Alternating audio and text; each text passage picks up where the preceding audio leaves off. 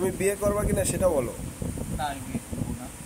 কোনোদিন করবা না? যদি করো তাহলে কি পানিশমেন্ট হবে? এটা পানিশমেন্ট দেবো সেটাই করবো। শিওর তো? আপনাদের গানও বাড়বে। শিওর তো?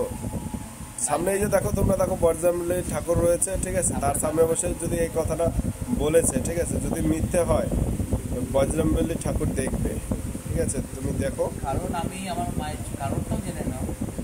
কারণ আমি আমার ফ্যামিলির জন্য, আমার মায়ের জন্য একটা মেয়ে নিয়ে আসছে, যে আমার মাকে যেন নিজের মা মনে করে, আর আমার দিদি ভাইকে যেন নিজের দিদি ভাই মনে করে, আর আমাকে যেন নিজের বন্ধু মনে করে।